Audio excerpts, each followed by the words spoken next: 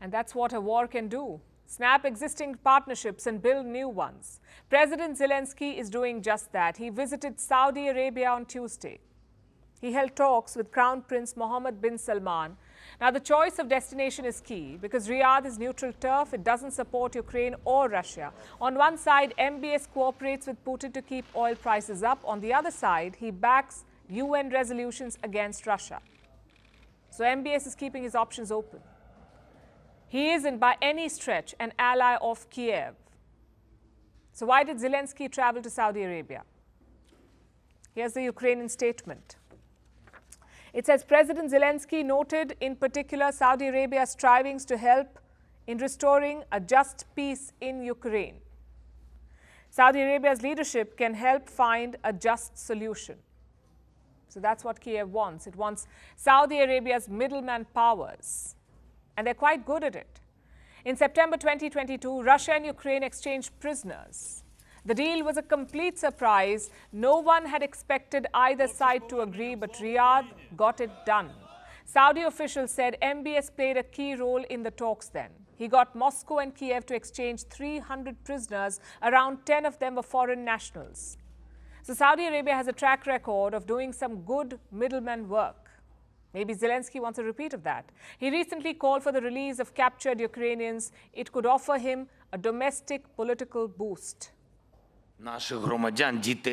Today, no one can say for sure how many of our citizens, children and adults, warriors and civilians, are being held in Russian captivity, in Russian deportation, in camps, and how many of our people are in the prisons of this terrorist state. But each of us can and must speak with absolute certainty and specificity. We must do our best to bring all these people home to Ukraine. Even otherwise, he needs MBS in his corner. You see, Ukraine is planning a grand peace summit. It will be hosted by Switzerland later this year. The goal is to discuss Zelensky's peace plan. We've told you about this before. This plan has 10 points. They include Russia withdrawing and giving back territory. Basically a non-starter for Putin.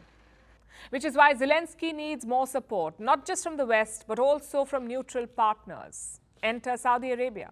It's the biggest economy in West Asia, also the natural leader of the Muslim world. So if MBS supports Kiev, it will add weight to Zelensky's plan. But will the Crown Prince do that? Here's what the Saudi statement says, and I'm quoting again. MBS affirmed the kingdom's keenness and support for all international endeavors and efforts aimed at resolving the Ukrainian-Russian crisis. Two things to note here. One, he doesn't even call it a war. He's calling it a crisis. And two, he stands ready to help and negotiate.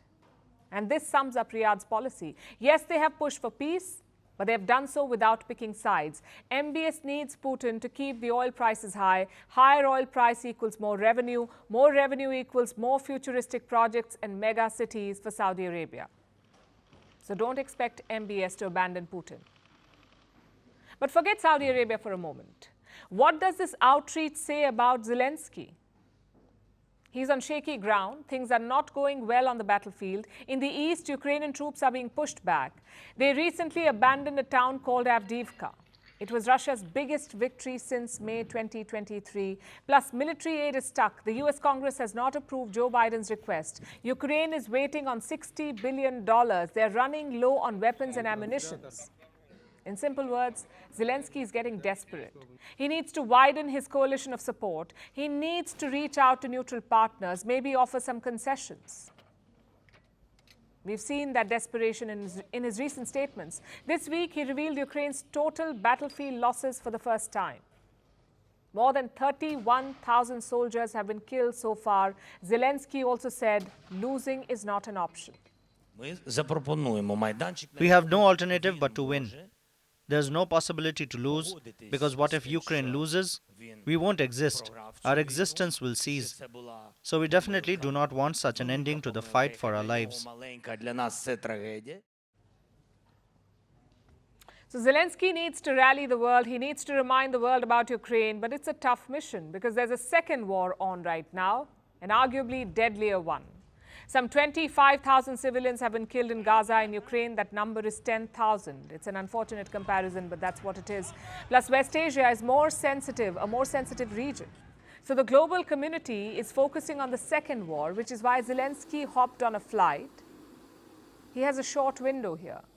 February 24th was the anniversary of Russia's invasion, the second anniversary.